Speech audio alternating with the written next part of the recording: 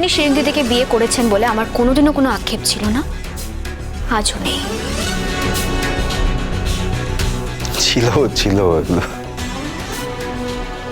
তোমার অভিমান ছিল। আপনার উপরে অভিমান হয়ে গেছে? আপনার উপরে অভিমান করতে কিসের জন্য অভিমান করব আমি? করবে না অভিমান বলছো? একদিন তুমি আমার বউ ছিলে, আমি তোমার স্বামী ছিলাম, তারপরে তোমার সঙ্গে ডিভোর্স হওয়ার পর তোমার চোখের সামনে অন্য আরেকজনকে আমি বিয়ে করলাম। হবে না অভিমান তোমার? হয়নি তোমার? আপনি এই অসম্মানজনক কথাগুলো বলবেন বলে আমাকে এখানে আলাদা করে আটকে রেখেছেন। আমি কিন্তু এবার চিৎকার করে সবাইকে ডাকবো। সেটা তোমার জন্য খুব সম্মানজনক হবে তো? আমার জন্য কি সম্মানজনক হবে কি হবে না সেটা নিয়ে আপনাকে এত ভাবতে হবে না। কবে তো আমার সম্মান সমস্ত কিছু ধ্বংস করে দিয়েছেন, শেষ করে দিয়েছেন। এখন আর নতুন করে কি শেষ করবেন, কি ভাবছেন? আমি আমার সম্মানের কথা আর ভাবি না। আমার সম্মান যাই যাবে, আজকে আপনার এই মুখোশটা আমি সবার সামনে টেনে খুলে দেবো। জিৎ, খবরদার বলছি, যখন আমি আর তুমি এখানে একসাথে থাকবো, আমরা যখন একা থাকবো, তখন অন্য কোনো তৃতীয় ব্যক্তি থাকবে না। জিত টিট কাউকে ডাকা চলবে না, বুঝতে পেরেছো তুমি? ছাড়ুন।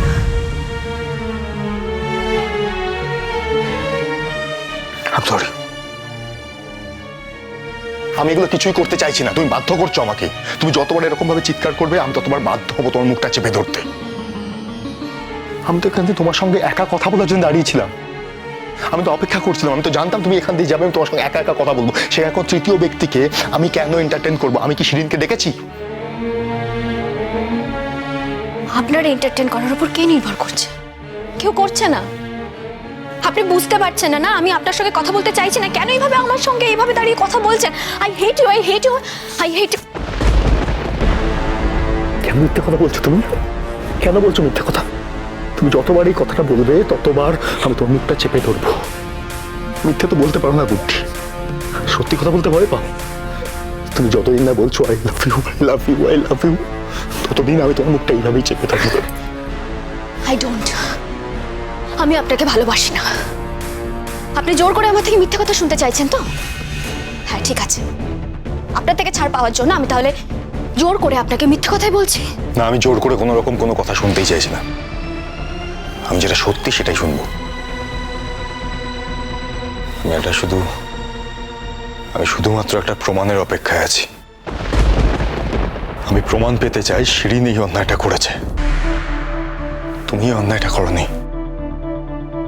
ব্যাস, এইটুকু প্রমাণ পেয়ে গেলেই আমার সারা জীবনের মতো একটা সিদ্ধান্ত নিতে অনেক বেশি সুবিধা হয়ে যাবে। কি সিদ্ধান্ত? শুনুন, আপনি কি সিদ্ধান্ত নেবেন তাতে আমার কোনো মাথা ব্যথা নেই, কারণ আপনার সিদ্ধান্তের ওপর আমার জীবনের কিছু নির্ভর করে না। করবে করবে, অবশ্যই করবে। সময় আসুক। আজ করছো না, একদিন ঠিক করবে। ঠিক কি বলতে চাইছেন আপনি? কি বলতে চাইছি সেটা সময় বলবে। আমার মুখের কথা তো তুমি নিশ্চয়ই বিশ্বাস করবে না। নতুন কোনো খেলা তৈরি করছেন নাকি আমাকে নিয়ে? এত ইম্পর্টেন্স কেন দাও তুমি নিজেকে? কি জন্যে? তুমি কি নিজেকে ছাড়া আর কিছু ভাবতে পারো না এই পৃথিবীতে? আমি কোনো নতুন খেলা তৈরি করব তোমার মনে হয়? সেটা তোমাকে নিয়ে আমি কোনো নতুন খেলা তৈরি করব? আর এই খেলা যদি আমি তৈরি করেও থাকি, সেই খেলাটা একান্ত আমার নিজের সঙ্গে নিজের খেলা। যে খেলাটা শুরু হয়েছে সেই খেলাটা এবার শেষ হওয়া দরকার। সে আপনি কি শুরু করবেন কি শেষ করবেন সেটা একান্তই আপনার ব্যক্তিগত ব্যাপার। পথ ছাড়ুন, যেতে দিন। কুটি, আমি তোমার পথ ছেড়ে দিচ্ছি। তো একটা জিনিস জানবে, আমি তোমার পথ থেকে সরে দাঁড়ালেও মহিরুহকে ওইভাবে দূরে ঠেলে সরিয়ে দেওয়া যায় না। মহিরুহ নিজের জায়গাতেই থাকে। মহিরুহর পাশ থেকে মানুষকে যেতে গেলে তার ছায়াতেই আসতে হয়। এই কথাটা তোমার জন্য প্রযোজ্য হোক। আপনার কথার মাথা মুন্ডা আমি কিছুই বুঝতে পারছি। বুঝবে বুঝবে, সময় এলে ঠিক বুঝবে। আমি তোমাকে রিকোয়েস্ট করছি গুড্ডি, প্লিজ যেও না। আমি ইনফ্যাক্ট তোমার হাজবেন্ডকেও আমি রিকোয়েস্ট করতে পারি যে প্লিজ যেও না। অ্যাটলিস্ট এই কেসটা যতক্ষণ না কোনো নিষ্পত্তি হচ্ছে তোমরা প্লিজ এখান থেকে কোথাও যেও যদি না। প্রমাণ হয় আমি কিছু করিনি, তখন কি করবেন? কি শাস্তি দেবেন আপনার স্ত্রীকে? এই উত্তর সময় দেবে গুড্ডি। সময় কিছু উত্তর দেবে না। আপনার সময় তো একজনের কাছে বাধা আছে। কেন তো আপনি আগে করো, তুমি ভালো লাগে না আমার। আপনি কি বলতে চাইছেন? আপনি আমার চরিত্র হনন করতে চাইছেন? চরিত্র হনন মানে আমাকে তুমি করে বললে তোমার চরিত্র হনন হবে? তুমি তো আমাকে তুমি করেই বলতে, হঠাৎ করে দেখছি তুমি আমাকে আবার আপনি করে বলছো। যদি চরিত্র হনন হওয়ারই হয় না, তাহলে এটাকে বলে চরিত্র হনন। আর স্বামী স্ত্রী ডিভোর্সের পরে যদি তাদের আবার দেখা হয়, তাহলে তারা আবার হঠাৎ করে একে অপরকে আপনি আগে করে কথা বলবে? মানে এটা নিশ্চয়ই হয় না, মানে এটা নিশ্চয়ই খুবই একটা স্বাভাবিক ব্যাপার। আমার মনে হয় এটা তোমার হাজবেন্ড বোধহয় অ্যালাউ করবে। আপনি আমার সংসারটাকে ভেঙে ফেলতে চাইছেন না? আচ্ছা, তার মানে তুমি বলছো সংসার তৈরি হয়েছে? নিশ্চয়ই হয়েছে। নিশ্চিন্তে থাকো তুমি। তোমার যদি সত্যি সংসার তৈরি হয়েই থাকে, তাহলে নিশ্চয়ই সেটা ভাঙবে না, যদি সত্যি হয়ে থাকে। হ্যাঁ, মনে মনে আমিও সেটাই বিশ্বাস করি। আপনি কিছুতেই আমার সংসার ভাঙতে পারবেন না। আমার কাছ থেকে যুধাজিৎকে সরানোর এমন কোনো শক্তি নেই আপনার। এত ভরসা? হ্যাঁ, এতটাই ভরসা। এখন তো জানলেন আমি মানুষটাকে ঠিক কতটা ভরসা করি, কতটা ভালোবাসি। এরপরে নিশ্চয় আর আমাকে এখানে আটকে রাখবে না, যেতে দিন। এই কথাটা আমার চোখের দিকে তাকিয়ে বলো গুড্ডি।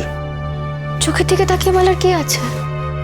নেই তো। আপনি বুঝতে পারছেন না আমি যুধাজিৎকে নিজের লাইফে পেয়ে ঠিক কতটা খুশি আছি, সুখে আছি। আমরা ভালো আছি। তাই এভাবে আমাদের সংসারটাকে ভাঙার চেষ্টা করবে না, ডিস্টার্ব করার একদম চেষ্টা করবে না। আমাদেরকে একটু শান্তিতে থাকতে দিন। আর কদিন বাদে তো আমি এমনি ট্রেনিংয়ে চলে যাবো। আপনি আমাকে পাচ্ছেন কোথায়? সেই জন্য তো বলছি, সেই জন্যই তো বলছি এই ব্যাপারটা নিষ্পত্তি ঘটুক। কিসের নিষ্পত্তি? আমি কি বলছি গুড্ডি এতক্ষণ ধরে, যে একটা কালকে পরীক্ষা আছে, পরীক্ষার রেজাল্ট বের। কিসের পরীক্ষা? মাঝে মাঝে তো বোকা বোকা কথা কেন বলো তুমি? আচ্ছা বেশ, এটা আমার অর্ডার। তুমি যাবে না মানে তুমি যাবে না, শেষ কথা।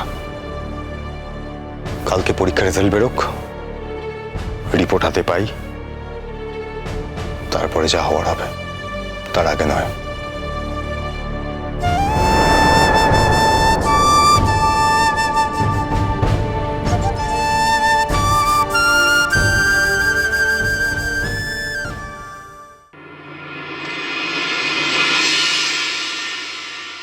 স্যার আছেন?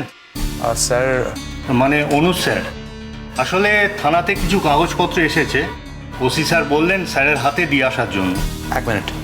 পিকলু, পিকলু। হ্যাঁ বল। উনি এসছেন থানা থেকে তোর সাথে দেখা করবার জন্য।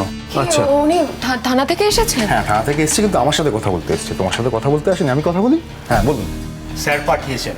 আচ্ছা ঠিক আছে, আপনি আসুন। Thank you sir.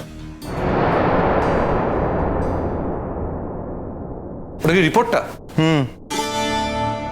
বলছি অনুজ, রিপোর্টটা যখন আমার, তাহলে আমি দেখি, আমাকে দাও রিপোর্ট। না না না, দেখো রিপোর্টটা জারি হোক, কিন্তু তদন্ত তো আমি করতে দিয়েছিলাম, তাহলে এটা আমাকেই দেখতে হবে। আর দেখো আমি যখন এখানে এখন উপস্থিত রয়েছি, আমি আর্জেন্ট বেসিসে পুরো ব্যাপারটাকে ম্যানেজ করেছি, তাহলে তো আমাকেই জানতে হবে, তাই না, সবার আগে। তারপরে কিছু খবর আছে মনে হচ্ছে।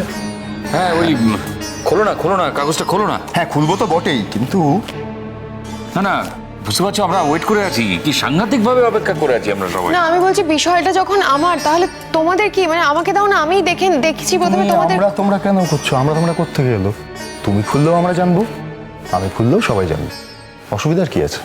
তাড়াতাড়ি খুলে একটু বলতে পারো না ওই রিপোর্টে কি আছে? হ্যাঁ, আমাদের তো যেতে হবে আজকে, আমরা সবাই তৈরি হয়েই আছি।